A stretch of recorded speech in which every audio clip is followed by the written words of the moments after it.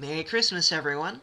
While Santa is putting presents under the tree, it's about 1 in the morning, I am going to be a good little boy and read my Bible. And I thought I would get you all in on this. We're going to start with the very beginning of the New Testament. This is an area most people don't go to. We're going to read verses 1 through 17, and then I'm going to tell you why it is special. Okay? So here we go. This is the scroll of the generations of Jesus Christ, the son of David, the son of Abraham. Abraham was the father of Isaac, and Isaac was the father of Jacob. Jacob was the father of Judah and his brothers. Judah, through Thamar, was the father of Perez and Zara. Perez was the father of Hezron. Hezron was the father of Ram. Ram was the father of Amminadab. Amminadab was the father of Nachshon. Nachshon was the father of Salmon. Salmon, through Rahab, was the father of Boaz. Boaz, through Ruth, was the father of Jobed. Jobed was the father of Jess. Jess was the father of David, the king. David was the father of Solomon through the wife of Uriah. Solomon was the father of Rehoboam. Rehoboam was the father of Abiah. Abiah was the father of Asa. Asa was the father of Jehoshaphat. Jehoshaphat was the father of Joram. Joram was the father of Uzziah. Uzziah was the father of Joatham. Joatham was the father of Ahaz. Ahaz was the father of Manasseh. Manasseh was the father of Hezekiah. Hezekiah was the father of Manasseh.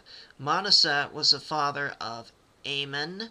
Amon was the father of Josiah. And Josiah was the father of Jeconiah and his brothers at about the time of the deportation to Babylon. After the deportation to Babylon, Jeconiah was the father of Shealtiel. Shealtiel was the father of Zerubbabel. Zerubbabel was the father of Abiud. Abiud was the father of Eliakim. Eliakim was the father of Azor. Azor was the father of Sadok. Sadok was the father of Achim.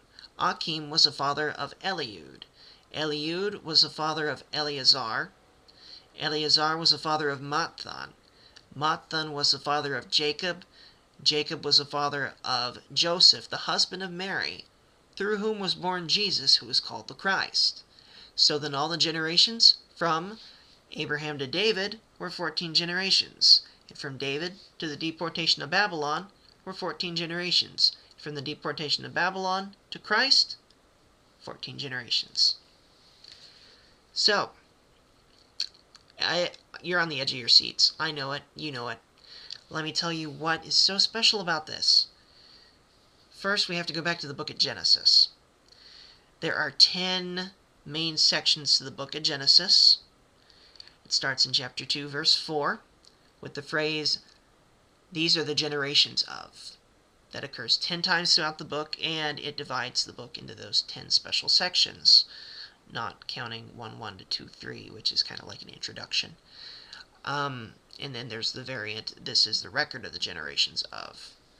What we have is the first 2 words in the New Testament is scroll of the generations of, is that very phrase. It's the variant phrase where it says this is the record of.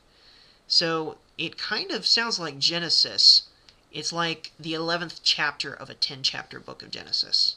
So it connects to the main point of Genesis, which just begs the question, what's the main point of Genesis? Well, the main character of Genesis is Abraham. Everything in chapters 1 through 11 just leads up to him, and everything after his death in chapter 25 points back to him. He is the main character, main human character, because of God's special promises to him in chapter 12. That is the very beginning of Judaism. Everything in Judaism hangs on the promises that God gave to Abraham in chapter 12, chapter 15, and chapter 17 of Genesis. That covenant is special. And so, calling him the son of Abraham is really interesting.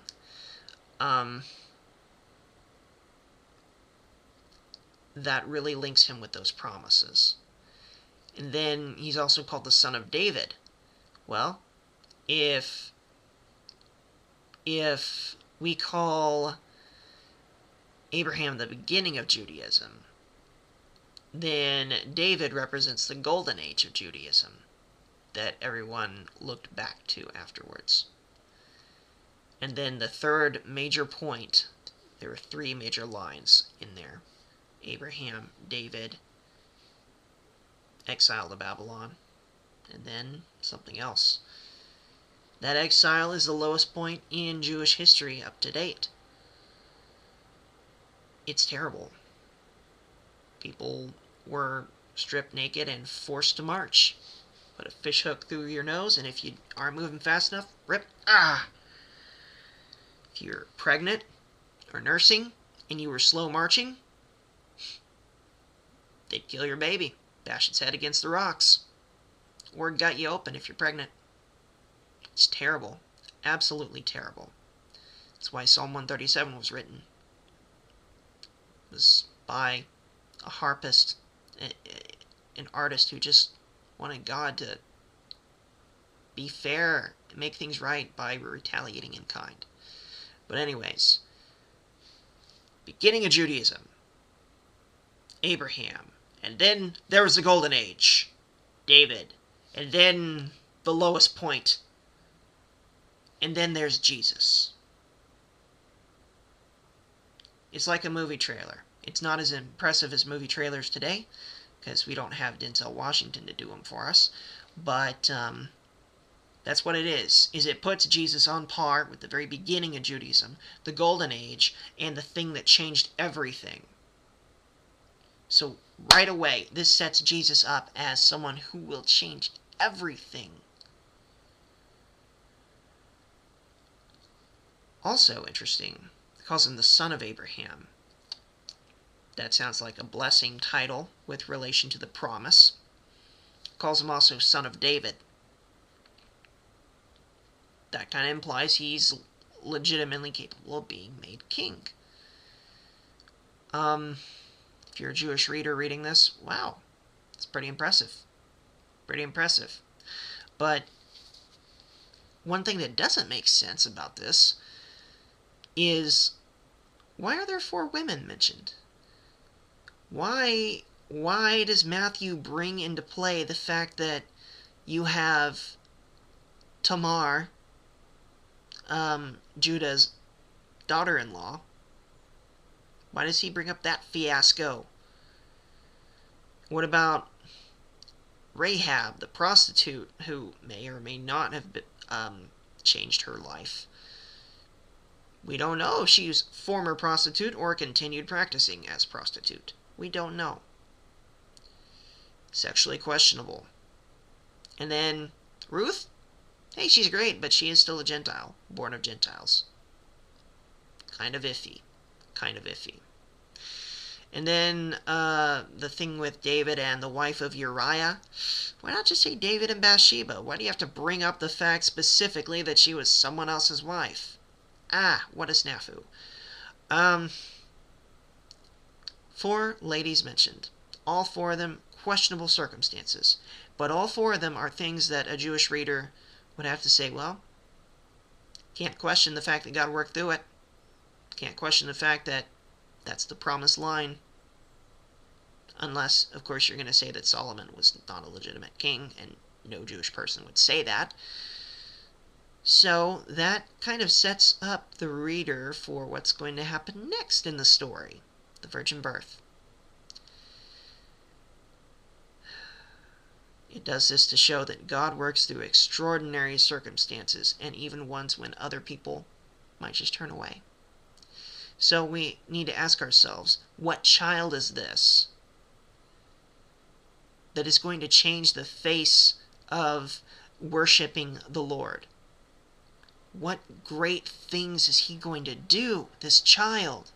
How wonderful and how precious and how special and how amazing it is that he will change everything. And he can change you too.